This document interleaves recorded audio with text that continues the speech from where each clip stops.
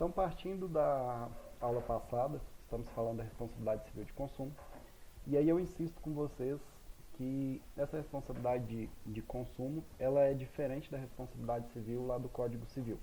A responsabilidade do Código Civil, que é chamada responsabilidade civil subjetiva, é a regra lá, né, apesar de o Código, em algumas situações, trabalhar com a responsabilidade objetiva também. A regra é a responsabilidade civil subjetiva. Ela exige, dentre outros elementos, a análise da culpa. Seja a culpa no sentido de produzir o dano, de violar o direito de outrem e produzir o dano, seja a culpa no sentido leve, que é a violação de um dever qualquer de cuidado ou de cautela. Beleza. Aí nós vimos que a responsabilidade civil de consumo, ela trabalha muito com a teoria do risco da atividade. Então, a partir do momento em que aquela empresa, aquele fornecedor lá, ele começa a trabalhar em uma atividade, que é a atividade empresarial mesmo, ele passa a assumir os riscos que aquela atividade ela pode gerar ali. Só para a gente contextualizar aqui, eu estou organizando uma live para falar sobre a questão do Gustavo Lima. Então, para vocês terem uma ideia, é algo até que eu tenho que investigar um pouco melhor. Quando você tem, por exemplo, uma empresa que vende bebidas alcoólicas, ela sabe o risco que aquela atividade ele tem.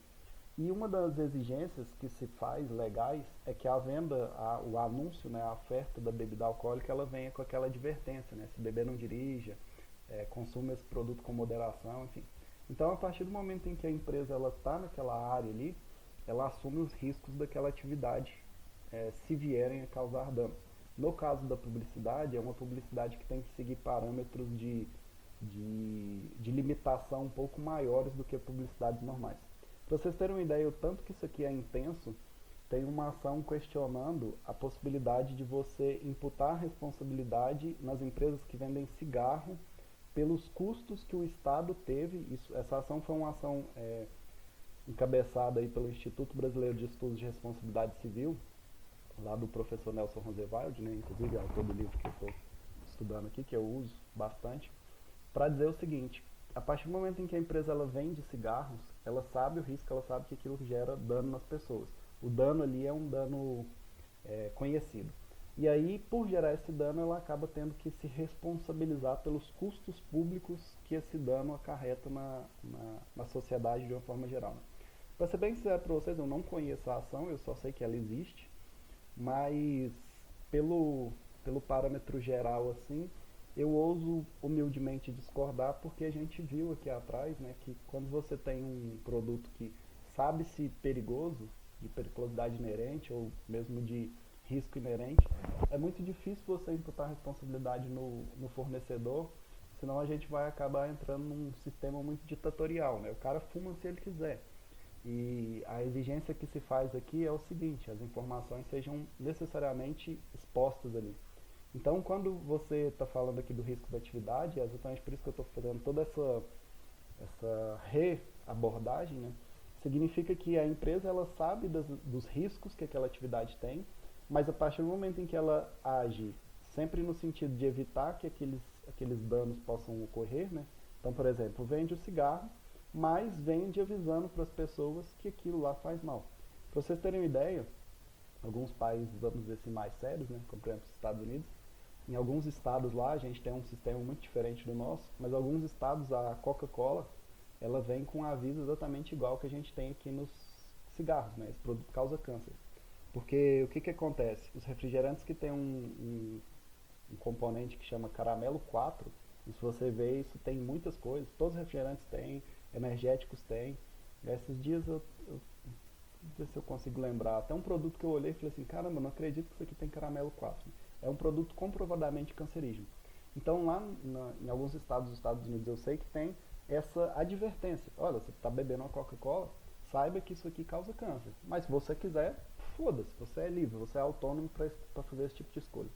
Então a gente pensaria o seguinte: o fornecedor ele se responsabilizaria até o momento em que ele informa o consumidor daquele risco, ele informa o consumidor que existe um dano ali, que existe um perigo, que é tudo inerente ao produto, e aí é o consumidor, dentro da sua autonomia, e é isso que a gente não pode tirar das pessoas, sob pena de você criar uma ditadura, né, como eu falei, a autonomia de optar ou não por o consumo daquele produto ou mesmo daquele serviço. Beleza, mas para dizer para vocês o seguinte: Dentro dessa teoria do risco da atividade, nós podemos extrair o seguinte raciocínio.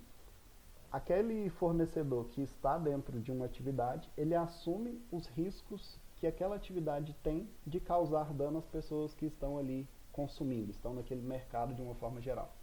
E aí, em razão disso, o direito passou a trabalhar essa responsabilidade de uma forma mais objetiva, muito mais pelo comportamento das partes do que pela análise de culpa, de intenção, de vontade ou de violação de dever de cuidado. Aqui você trabalha com elementos que são mais fáceis de demonstração, mais fáceis de comprovação. E a gente viu que a regra é responsabilidade civil de consumo, ela será objetiva, você independe de análise de culpa e será solidária no sentido de abarcar todos os fornecedores que estão naquela relação ali. Desde o sujeito que fabrica até aquele que vai distribuir, vai vender, vai entregar efetivamente na mão do consumidor. Vimos que, sob a ótica da teoria da qualidade, você tem duas espécies de qualidade que vão ganhar destaque aqui no âmbito de responsabilidade civil. Uma é a qualidade de segurança, a outra é a qualidade de adequação. A qualidade de segurança é que vai impedir que os produtos tenham defeito. A qualidade de adequação é aquela que visa impedir que o produto tenha vício. Esse vício pode ser um vício de qualidade, quando o produto ou serviço não serve aos fins a que ele se destina, e pode ter um vício de quantidade, quando você adquire uma quantidade maior do que, na verdade você adquire uma quantidade menor do que aquela que foi anunciada, foi ofertada, foi negociada. Ok. Então, a gente separou as responsabilidades aqui em duas espécies, como eu falei para vocês. Você tem uma primeira responsabilidade que é pelo fato, você tem uma segunda responsabilidade que é pelo vício. Ok. A gente focou nosso estudo aqui na responsabilidade pelo fato, que é um vício no aspecto de qualidade, segurança do produto ou do serviço e que é chamado de defeito.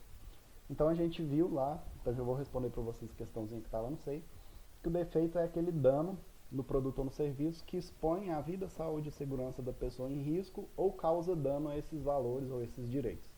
Então o defeito ele é muito mais sério, ele coloca realmente a pessoa em risco ali de ter grandes danos e prejuízos incalculáveis.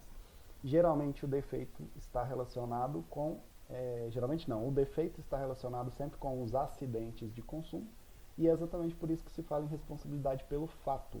Ou seja, o fato daquele produto ou o fato daquele serviço ser defeituoso gerou um dano que extrapola a própria essência do produto ou do serviço. Então aqui a gente vai falar de um vício de segurança em razão do defeito ser extrínseco ao produto, né? Na verdade nem é que o defeito é extrínseco, mas os danos que ele provoca são extrínsecos a ele. Pensem aqui no exemplo clássico que eu dou, que é do celular que explode. Além do dano celular, você fica sem ele, existe um dano extrínseco, que é o fato que o fato do celular explodir. E aí essa explosão em si vai trazer diversos outros danos que vão para além do dano envolvido no produto em si. Aí a gente entrou de forma mais específica na responsabilidade civil pelo fato do produto ou do produto com defeito. E aí aqui eu disse para vocês do FCPI, que é o fabricante, o produtor, o construtor, o importador, que são os responsáveis, evidentemente, por esse tipo de situação. Então, tenham isso em mente. A regra é, a responsabilidade civil de consumo é solidária. Todo mundo será responsabilizado. Com exceção da responsabilidade civil pelo fato do produto. Porque aqui você responsabiliza tão somente o fabricante, o construtor, o produtor e o importador. Então, basicamente, você tira o comerciante, em regra, dessa responsabilização. Você responsabiliza somente esses sujeitos. E aí, lembrando da pergunta do Gustavo, veja que, na maioria das vezes, o código fala os fornecedores. Quando ele fala isso, é todo mundo lá do artigo 3º e é um rol grande de fornecedores. Quando ele quer definir, e aqui, evidentemente, ele quer definir, ele quer diferenciar, ele fala especificadamente qual é o tipo de fornecedor, né? O fabricante é aquele que fabrica, obviamente. O produtor é aquele que produz um produto não industrializado. Então, por exemplo, um sujeito que colhe, né, alimentos, essas coisas. E o construtor é aquele que está relacionado com bens imóveis, né, casas, né, apartamentos, enfim. Importador, obviamente, é o que importa. Então, você tem nesses 4 sujeitos, o FCPI, a responsabilidade civil pelo defeito do produto, aquele produto que coloca a vida, saúde e segurança da pessoa em risco ou causa dano ao consumidor nesse sentido. E aí nós vimos que, em regra, o comerciante não será responsabilizado, pois na maioria das vezes ele não tem poder com relação àquele dano, ele não tem responsabilidade efetiva com aquele dano, que na maioria das vezes ele está aqui, ó, o dano na maioria das vezes ele é um dano de fabricação, então você vai imputar a responsabilidade já efetivamente àquele sujeito que é o responsável mesmo pelo problema. Mas nós destacamos que o comerciante ele pode ser responsabilizado, e aqui para a maioria da doutrina será uma responsabilidade subsidiária. Ou seja, você vai imputar a responsabilidade ao comerciante somente nessas situações. E é importante destacar isso aqui porque existem alguns autores que vão dizer o seguinte: nos casos em que você tem essa situação aqui do comerciante ser o responsável por ter uma das implicações do artigo 13, você terá necessariamente a possibilidade do direito de regresso, então você terá a possibilidade de ter um desses sujeitos aqui indicados na ação para também serem responsabilizados. Então vejam, um ponto importante que a gente tem que trabalhar aqui, agora estou te lembrando, que é uma questão de prova recorrente. Existe o direito de regresso, então a gente vai ver o seguinte: o comerciante ele pode, verificando que está enquadrado em uma dessas situações, ele pode indicar quem é o responsável, o fabricante, por exemplo, mas isso não o possibilita utilizar-se daquele procedimento que a gente chama de denunciação da lide. Vou colocar o código aqui para nós. Código de Defesa do Consumidor. Esse ponto é bem importante porque é possível que isso apareça numa prova, até porque o STJ recentemente teve um posicionamento com relação a esse assunto aqui. Vamos pular para a aula 7. O que o artigo 88 fala?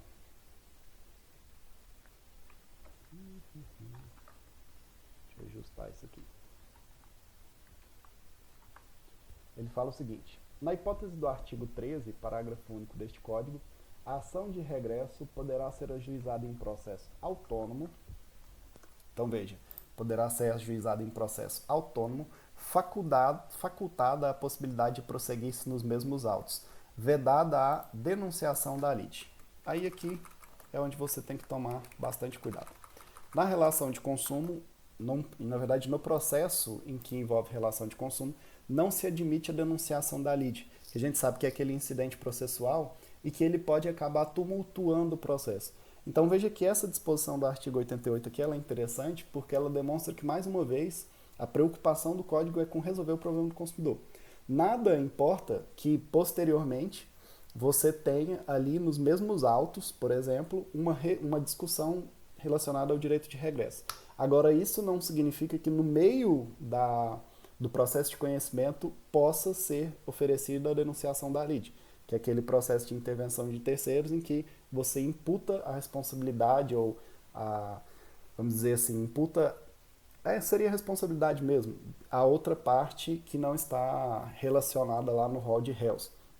Então o código ele tomou esse cuidado para evitar aquele verdadeiro tumulto processual que poderia acabar prejudicando a própria celeridade do processo aí que vai defender o consumidor. Então tomar cuidado com isso. Apesar de existir o direito de regresso para o comerciante, não se admite a denunciação da lide ali no meio do processo, porque isso acabaria tumultuando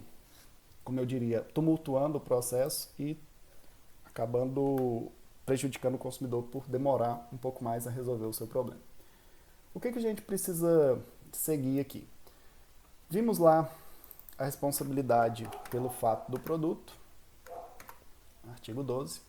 Vimos aqui o que é um produto defeituoso. O ponto importante que a gente pode até complementar no nosso caderninho aqui é o seguinte: o produto não é considerado defeituoso pelo fato de outro de melhor qualidade ter sido colocado no mercado. Isso é uma questão bem óbvia, mas a gente vai colocar aqui porque esse inciso aqui também ele costuma cair em concurso, sabe-se lá por quê. O fato de sair um produto melhor não significa que aquele outro é defeituoso. Para ele ser defeituoso, obviamente, ele precisa ter uma situação em si que não se admite de colocar a pessoa em risco, né, quanto à sua vida, saúde e segurança. Beleza. Aí a gente segue aqui falando do parágrafo 3º do mesmo artigo 12, que vai trabalhar com as causas, vamos colocar aqui, causas de exclusão da responsabilidade pelo fato do produto. Aqui, especificadamente, falando pelo fato do produto, ou produto com defeito, mas nós veremos que esse raciocínio aqui é um raciocínio de direito civil, inclusive, né? Vamos dizer assim, que quase faz parte de uma teoria geral de responsabilidade civil, e ainda assim é aplicado às outras situações do código, como na própria possibilidade de responsabilidade pelo vício. Você vai aplicar exatamente o mesmo raciocínio aqui. Inclusive, essa aqui foi uma aula que eu dei para os meus queridos alunos da disciplina de responsabilidade civil essa semana. As causas de exclusão de responsabilidade civil.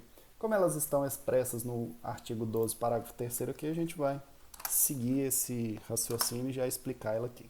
Então, vamos lá. Fabricante, construtor e produtor, ou mesmo importador, vou insistir com vocês que é o FCPI, para vocês memorizarem isso, não será responsabilizado. Ou seja, você tem uma excludente de responsabilidade civil.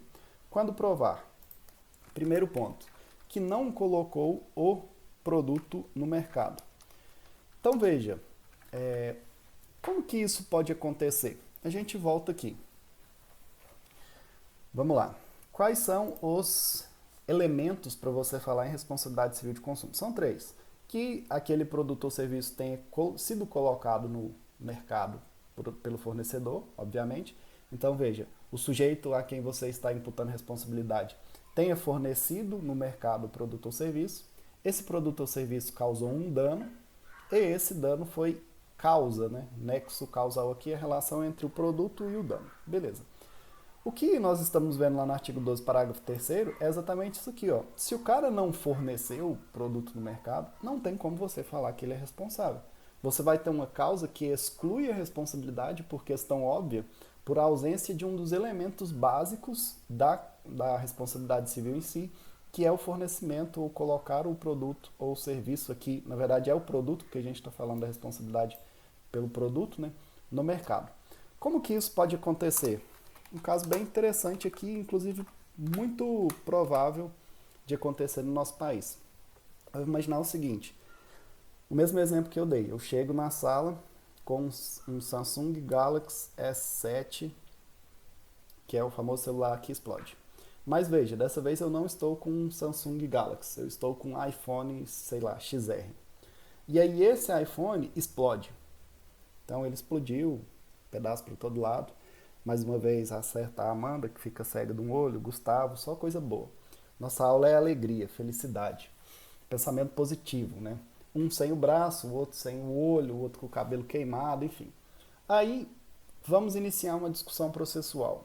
No momento de demonstrar que a Apple produziu aquele celular lá, eu vou juntar a nota fiscal. E de onde é a minha nota fiscal? Minha nota fiscal é do camelódromo.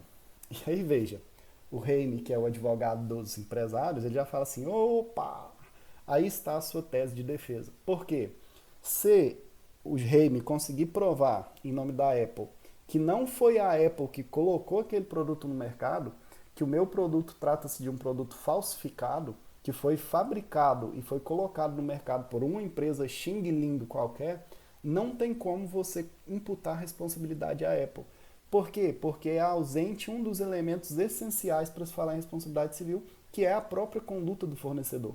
Não tem como você falar que será responsável alguém quando esse alguém não praticou a conduta necessária para se configurar o dano. E aqui na responsabilidade civil de consumo, a conduta é colocar o produto no mercado, né?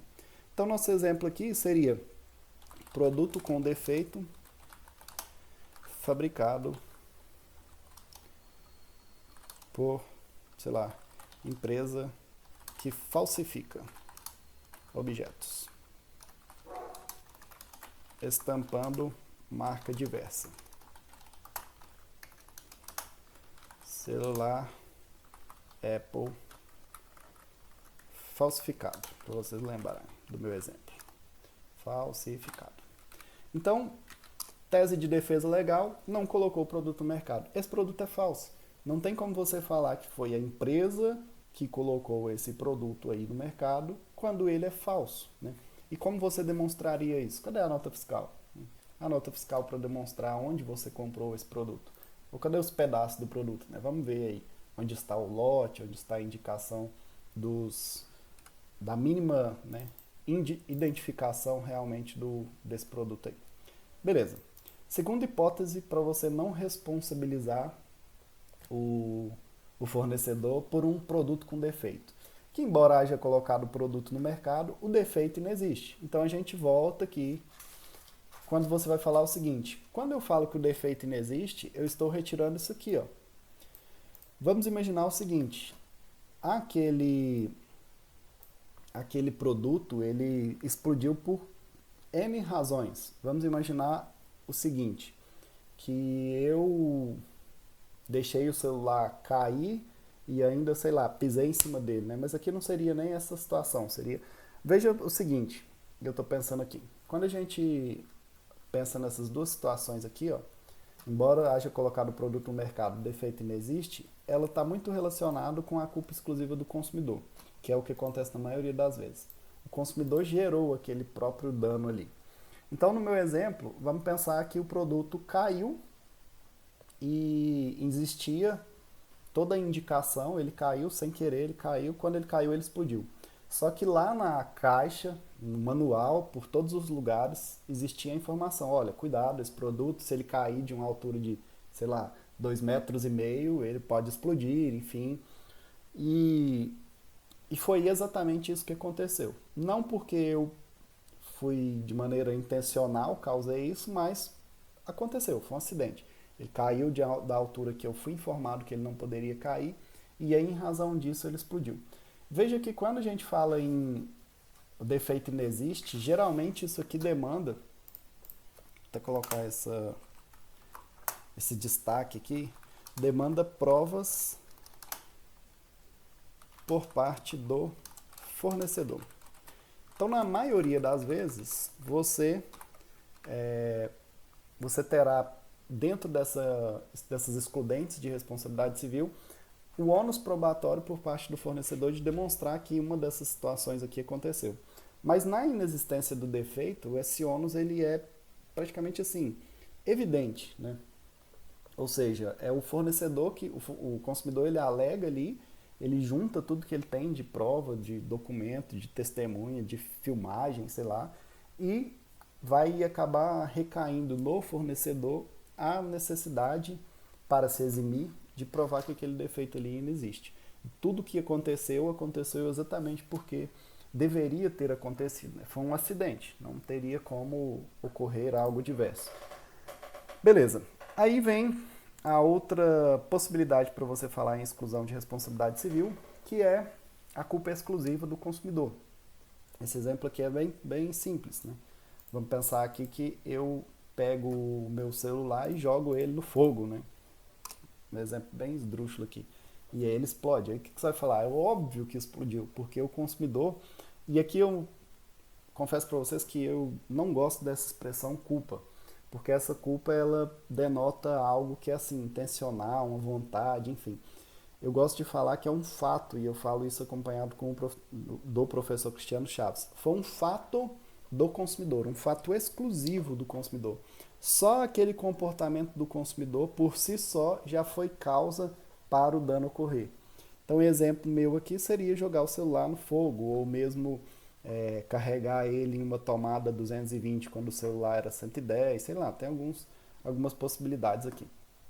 E com relação a terceiro, também é o mesmo raciocínio, você tem um terceiro que causa esse dano aqui, o terceiro é o que vai gerar o prejuízo em si, e o fornecedor acaba não tendo responsabilidade nenhuma com relação a isso aí. Então vamos imaginar que você vai colocar o seu celular para carregar aí na universidade em uma tomada que está escrito 110, quando na verdade a tomada era 220, para aproveitar nosso exemplo aqui. Então você tem a culpa, e na verdade, como eu disse aqui, preferivelmente, você tem um fato que é de terceiro. Foi a universidade que realmente produziu esse dano que a gente está trabalhando aqui com relação ao consumidor em si, né? Um caso interessante que a gente tem, veja, são essas três hipóteses, na verdade são quatro, né? Se a gente separar a culpa exclusiva de terceiro aqui, eu vou fazer isso. Eu acho que fica melhor para memorizar. Culpa exclusiva de terceiro. Seria mais uma possibilidade. Beleza. Então, o fabricante, construtor, produtor, importador prova que não colocou o produto no mercado, falsificado, por exemplo. Prova que, embora tenha colocado, o defeito não existe, o produto está belezinha, foi perfeito, né? Vamos pensar aqui, estou lembrando, o defeito não existe.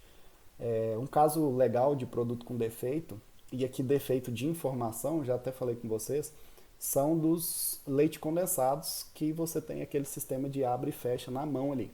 No começo, se eu não me engano, o caso mais específico que chegou ao STJ era um extrato de tomate. No começo não tinha nenhum aviso nem nada, o pessoal começou a cortar a mão ali. Então veja, existe um defeito? Existe. Você tem a ausência de informação, orientação de que aquilo tem que ser aberto com cuidado, que pode cortar, enfim. E a empresa, o fornecedor, no caso o fabricante, não havia colocado isso na embalagem. Beleza. Eles colocaram. Então vejam, tem lá toda a informação bonitinha. E aí o consumidor vai lá e mesmo lá escrito cuidado, pode cortar, abra com cuidado, enfim, sei lá qual que é a instrução que tem. Eu sei que tem grandona escrito lá. O consumidor vai e corta a mão. E ele entra com a ação alegando que aquele produto é defeituoso. Então é óbvio que nessa situação aqui, a própria fornecedora, o próprio fabricante, ele vai conseguir demonstrar que o defeito não existe, bastando juntar ali a imagem ou a própria descrição, né, do que estava escrito na embalagem, na tampa, enfim, mostrando que, na verdade, ali o produto estava perfeito e o que ocorreu, na verdade, foi um acidente, né? E por isso que eu falo que talvez culpa não seja o termo mais certo, né? Que aí a culpa fica parecendo que é como se o consumidor quisesse ali, né? Na verdade, não. Na verdade, é quando você tem um fato que foi exclusivo do consumidor ou exclusivo do terceiro. Aí uma questão polêmica que pode surgir aqui para vocês é: e com relação ao caso fortuito e a força maior? Nosso tema do momento. Vamos colocar isso aqui em forma de pergunta. E as situações de caso fortuito ou força maior são suficientes para excluírem a responsabilidade civil de consumo? O que é o caso fortuito ou a força maior? Isso aqui, a doutrina vai patinar nesses conceitos aqui. Para vocês terem ideia, meu orientador, quando ele ia dar aula disso aqui, ele falava, eu não lembro, mas era assim uns 10 autores, e é um negócio bizarro, cada um falando uma coisa. Alguns o que falavam que era caso fortuito era exatamente o conceito de força maior para o outro e vice-versa. Eu gosto de utilizar, e aqui para ser bem pragmático mesmo, o que o nosso Código Civil estabelece como caso fortuito ou força maior. Que aí eu diria assim, não tem como você errar porque você tem o código te falando que é isso. Então, não tem erro. Vamos lá, o que o código fala? Está no 393. Abre aí, código. Ajudar a gente. O 393 vai dizer o seguinte: o devedor não responde pelos prejuízos resultantes de caso fortuito ou força maior. Beleza. Aí vem o parágrafo único. Eu vou copiar ele aqui para vocês. Ele diz o seguinte: o caso fortuito ou de força maior, vou até corrigir aqui, ou de força maior, verifica-se no fato necessário cujos efeitos não era possível evitar ou impedir. Então, vejam, eu gosto de colocar dois, vamos dizer assim, requisitos para você falar aqui. Requisitos. Antes, deixa eu indicar aqui que isso aqui é o 393. 393, parágrafo único, Código Civil. Beleza. eu gosto de elencar dois requisitos aqui. O primeiro é fato externo e o segundo é inevitável. Eu gosto de mencionar esses dois elementos para você falar em caso fortuito ou de força maior. Quando fala em fato externo, significa que é um fato alheio ao controle e vontade da parte. E quando eu falo inevitável, os efeitos do evento são inevitáveis. Vejam o seguinte, tem grande parte da doutrina que vai separar da seguinte forma, e eu acho bem didático isso. Vai falar que o caso fortuito é aquele caso que você até consegue prever, por exemplo, na verdade não, o caso fortuito seria aquele caso em que você não prevê, ele é imprevisível, e os efeitos que dele decorrem também são inevitáveis. E os exemplos são os exemplos que estão relacionados com situações de conduta humana, mas conduta humana não individualizada, como, por exemplo, uma guerra, como, por exemplo, uma greve, como, por exemplo, uma situação de, sei lá, de caos total em uma sociedade. Então, a greve dos caminhoneiros, por exemplo, foi uma situação que a gente venceu há pouco tempo, ela seria considerada um caso fortuito, imprevisível, você não consegue prever, aconteceu de uma vez, e os efeitos são inevitáveis. Não tem como você controlar aquilo aqui, os efeitos daquilo ali, né? Vamos pensar economicamente, né? Gasolina lá em cima, os produtos começaram a faltar em alguns locais, enfim. E aí a força maior, ela já seria todas essas situações de fato externo inevitável, mais da força da natureza. E na maioria das vezes, totalmente previsíveis, inclusive. Então, quando você pensa numa enchente, ou quando você pensa num raio, quando você pensa numa situação de terremoto, furacão, na maioria das vezes, pela tecnologia que a gente tem hoje, é previsível. Só que é externo, não se controla aquilo ali, por mais que você consiga, por exemplo, prevenir, não tem como controlar, e os efeitos também são inevitáveis. Choveu, enchente, derruba casa, inunda coisa, derruba ponte, enfim. Então essa é a conceituação que eu acho mais razoável, assim, o caso fortuito. Acontecimentos imprevisíveis, efeitos inevitáveis, mais relacionados a práticas humanas não individualizadas, né? E a força maior como uma situação de força da natureza que também gera efeitos, e esses efeitos aqui são efeitos jurídicos, né, obviamente, de forma inevitáveis, mesmo que em algumas situações a força maior seja previsível, como numa grande chuva ou numa grande terremoto aí. Ok. O que nos interessa é, o código não diferencia, foda-se se é caso fortuito ou força maior. As consequências são exatamente as mesmas. E quais são elas? Como a gente vê aqui. É a irresponsabilidade daquele sujeito que a gente está chamando de devedor. Aqui no âmbito de obrigações. É que ele extingue-se sem obrigação de perdas de danos, enfim. E o caso fortuito e a força maior, lá no Código Civil, dentro da responsabilidade civil, ele é uma causa, os dois, na verdade, eles são causas para você excluir responsabilidade civil.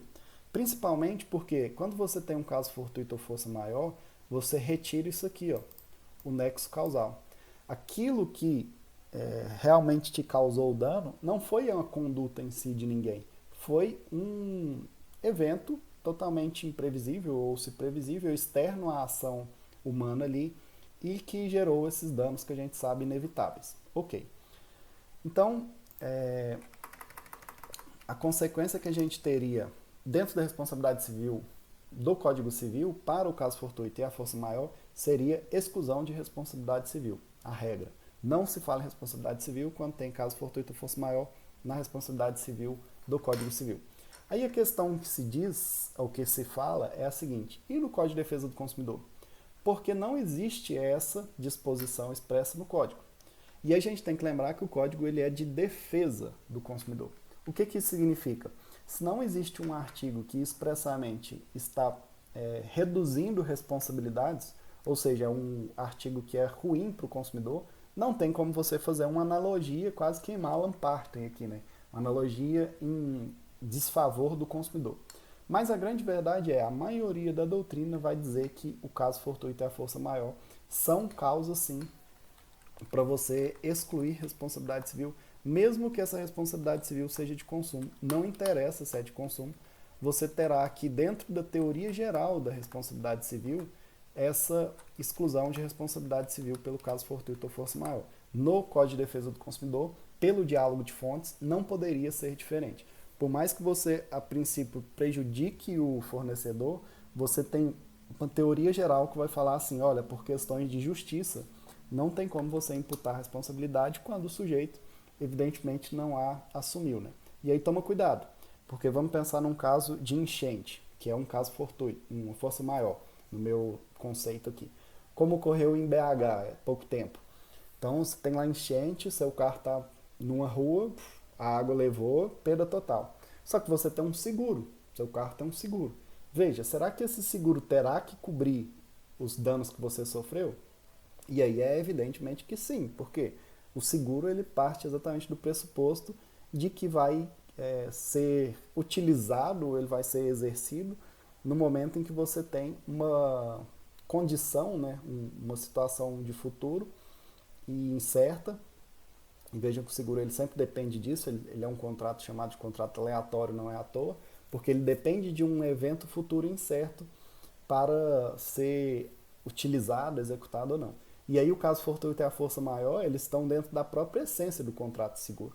Porque se você soubesse que o seu carro iria pegar fogo ou iria no enchente, obviamente a seguradora não iria te oferecer esse contrato. Né? Tanto é que, por exemplo, nos planos de saúde, você tem que, pelo menos na teoria, teria que fazer aquele exame de doenças pré-existentes.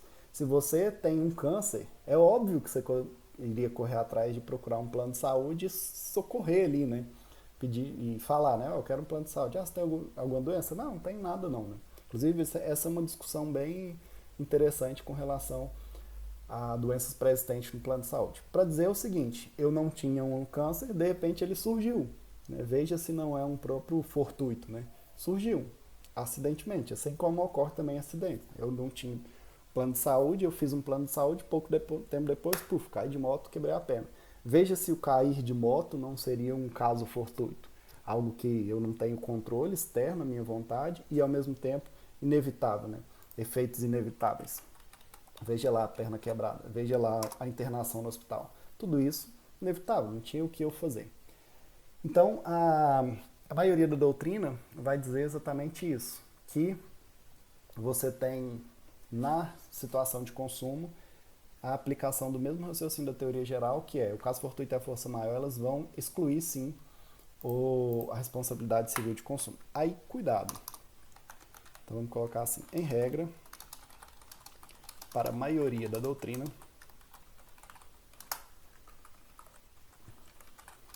o caso fortuito ou de força maior são aplicáveis para excluir a responsabilidade civil de consumo. Ok. Aí vem o cuidado. Onde está esse cuidado?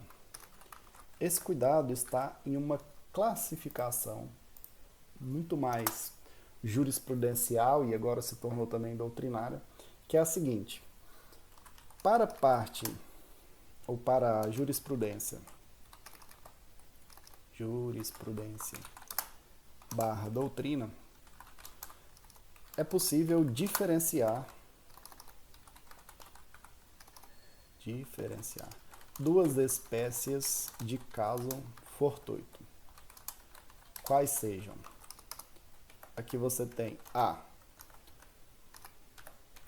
o chamado fortuito externo, e você tem B, o chamado fortuito interno. O que é isso? Fortuito externo e fortuito interno. Fortuito externo é aquele fortuito que evidentemente está de forma externa, alheio ao controle, à vontade da parte e também cujos efeitos têm os efeitos jurídicos ali são inevitáveis, não tem como você controlar os efeitos que decorrem. Mas, quando se fala em externo, você está sempre analisando isso aqui, e eu vou colocar aqui em cima. Para jurisprudência e doutrina, é possível diferenciar duas espécies de caso fortuito, partindo do pressuposto da análise dentro do contexto da atividade exercida pelo fornecedor. Quais sejam fortuito externo, fortuito interno. Quando a gente fala de fortuito externo, o evento gerador de dano é totalmente alheio à atividade exercida pelo fornecedor. Então vamos dar um exemplo de fortuito externo aqui. Você tem uma empresa de ônibus e você oferece viagens, obviamente, de um local para o outro, transporte de pessoas. Em um determinado dia, choveu muito, muito mesmo.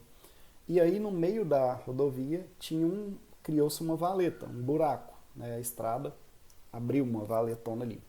O motorista vindo na velocidade certinha, o ônibus com todos os itens de segurança ali, pneus novos, freio funcionando perfeitamente, tudo ok, o motorista carteira em dia, motorista de longa data, muito bom.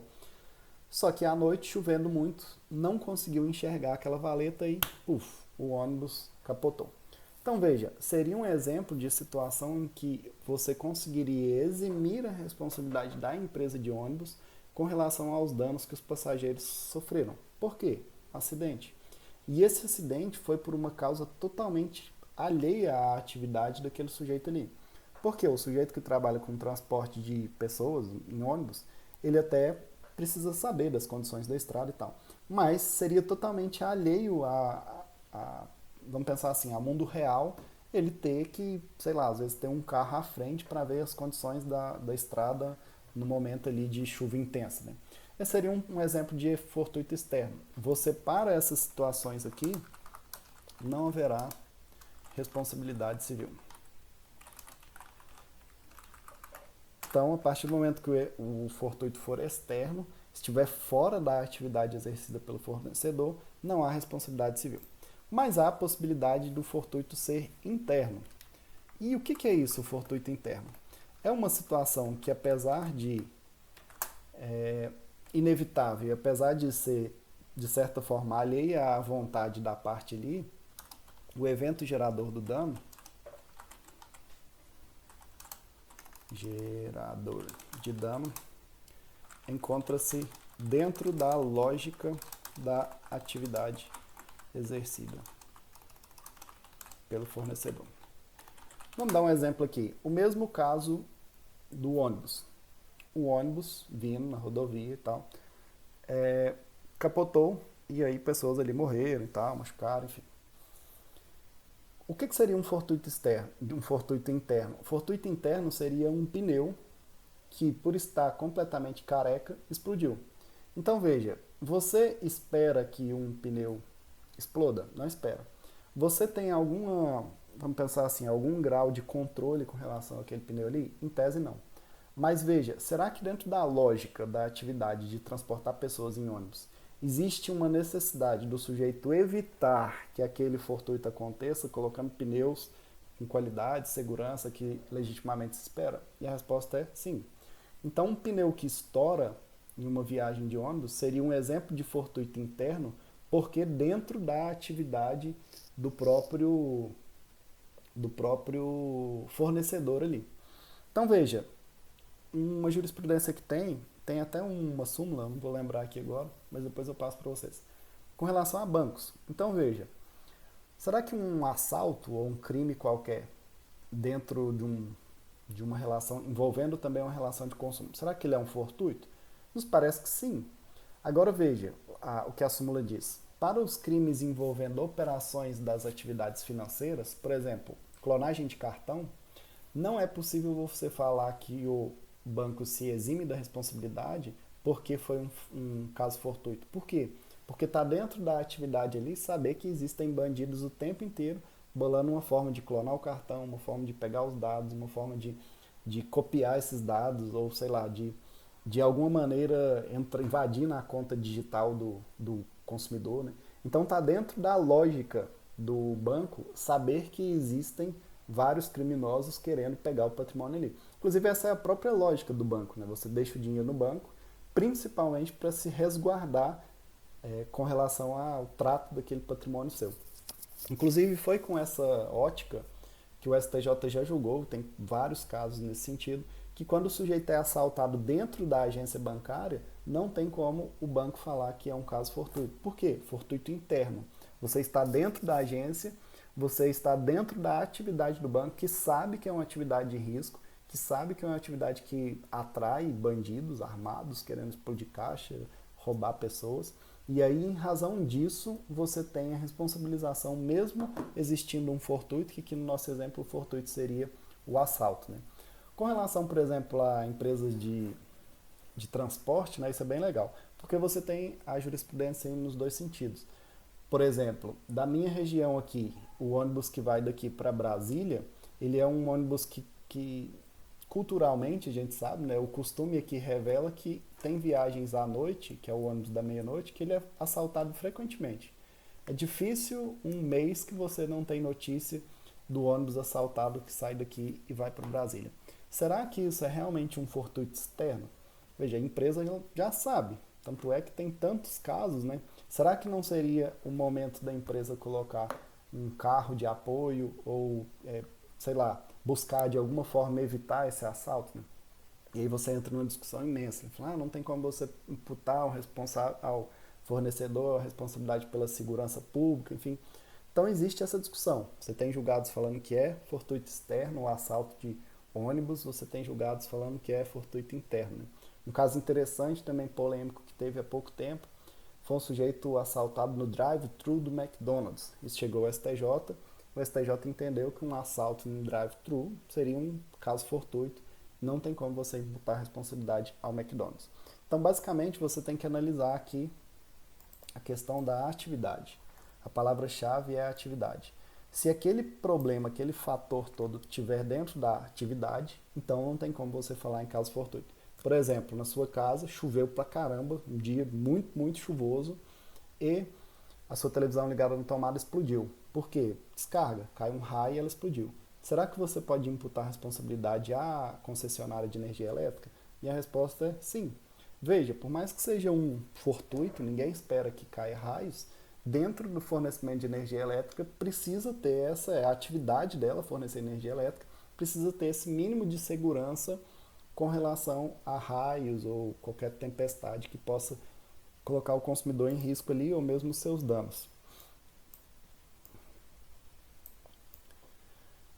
O primeiro exemplo não se enquadraria na teoria do risco da atividade.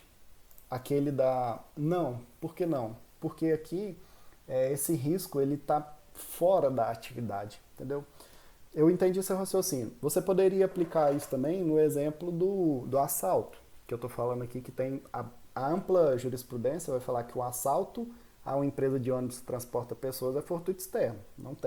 Não está relacionado à atividade. A atividade é transportar pessoas. Então, o que seria o risco da atividade? É um motorista que dorme, um motorista que usa drogas, é um ônibus que solta o freio, que estoura o pneu. Então você tem dentro do ônibus, dentro do motorista, ali você teria o controle e tudo que acontecer ali faz parte do risco da sua atividade. Agora, para a maioria da jurisprudência, quando você vai para fora disso, né, uma ponte que cai, sei lá, um assalto, né, como eu estou falando aqui, seria algo que estaria extrínseco à atividade.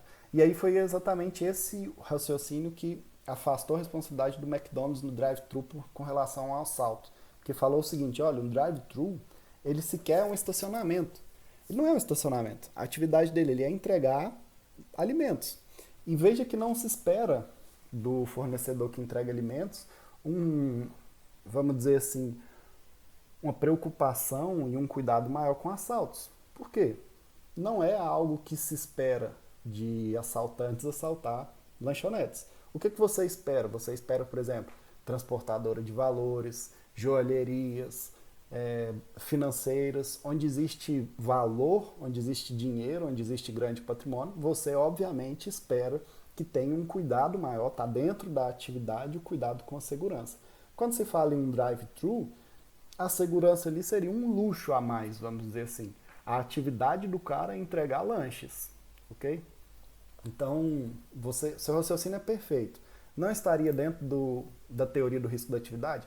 Para, vamos dizer assim, um consumerista, para um consumerista assim, xiita, né?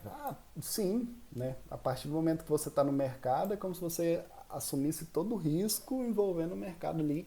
E um deles por exemplo, em Rio Verde, quando eu fui para Rio Verde, eu fiquei assustado por isso, né? Eu fui, acho que num açaí, tinha um segurança armado, né? E em Minas eu não era acostumado com isso. Caramba, né? Por quê? Então veja, será que dentro da atividade de fornecer açaí, pastel, existe um risco?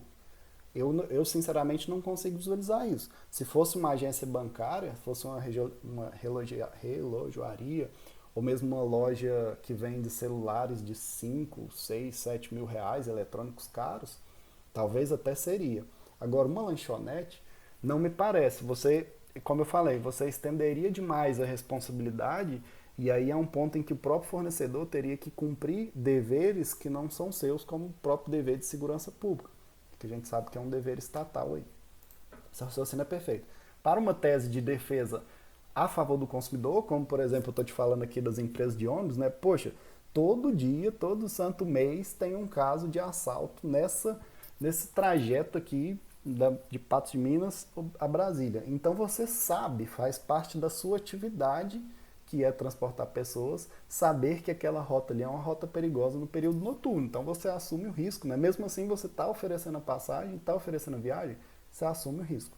Esse seria um argumento em prol do consumidor, que inclusive fundamentado, né? Agora se... E aí é o legal, né? A gente tem várias correntes, cada uma vai admitir aqui, ora o fortuito interno para esses casos, ora o fortuito externo, afastando a responsabilidade. Como eu disse para vocês, o importante aqui é você pensar nisso, né, na atividade. E é a análise que eu sempre faço. Será que transportar pessoas tem alguma coisa a ver com atividade? A atividade de transportar pessoas tem alguma coisa a ver com assaltos, né? Me parece que é forçar um pouco, se você for analisar o nosso país, onde o risco de ser assaltado é em qualquer lugar, em qualquer situação. Então, em resumo, era isso que a gente podia trabalhar hoje. Lembrar que a responsabilidade civil pelo defeito no produto ou pelo fato do produto, né?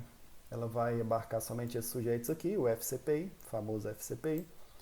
Para eximir esses sujeitos da responsabilidade, você tem essas possibilidades aqui. Provar que não colocou no mercado, provar que o defeito não existe ou que existe uma culpa exclusiva do consumidor de terceiro.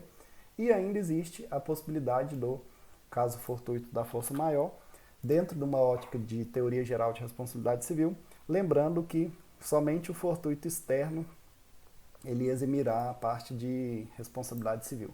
Porque se for um fortuito interno, ou seja, algo que está dentro do intrínseco ao próprio risco da atividade ali, você mantém a responsabilidade civil.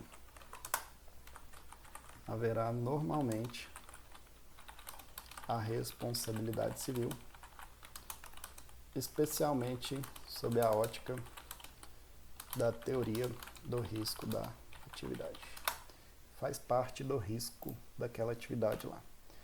Na próxima aula eu vou lembrar de anotar para vocês aí a súmula que considera exatamente isso com relação a crimes cibernéticos, né, na relação financeira. Beleza? Então é isso, a gente encerra mais uma aula aqui, encerrando essas partes aí de situações que podem excluir responsabilidade civil. Espero que tenha gostado. Se gostou, dá uma curtida aqui. Sabe de algum coleguinha que está estudando, pode ser aproveitado esse conteúdo aí, compartilhe com ele. Dúvidas nos comentários. Até a próxima aula.